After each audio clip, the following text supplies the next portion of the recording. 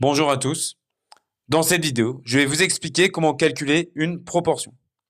Donc, nous allons considérer une population grand P dans laquelle nous allons considérer une sous-population grand A. Alors, pour calculer la proportion de A dans P, nous allons du coup appliquer la formule suivante, qui dit que la proportion de A dans P est égale au nombre d'individus dans A divisé par le nombre d'individus dans P.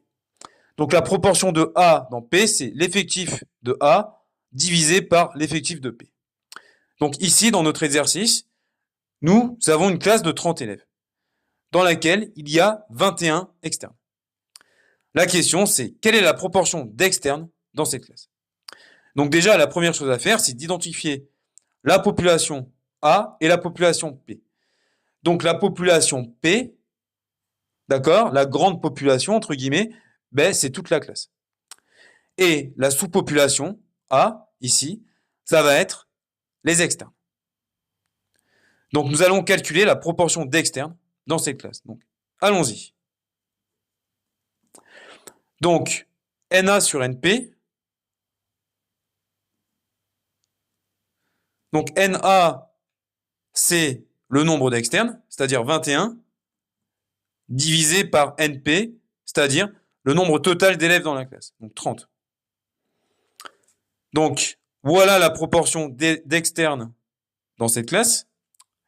Mais cette proportion-là, nous allons pouvoir la simplifier. Puisque 21 et 30 sont tous les deux dans la table de 3. 21, c'est 3 fois 7. Et 30, c'est 3 fois 10. Ce qui fait donc 7 dixièmes. D'accord? Donc 7 dixièmes, donc ça c'est une fraction irréductible ici. Donc 7 dixièmes, mais on peut aussi la mettre en pourcentage d'ailleurs ici. Puisque 7 dixièmes, d'accord?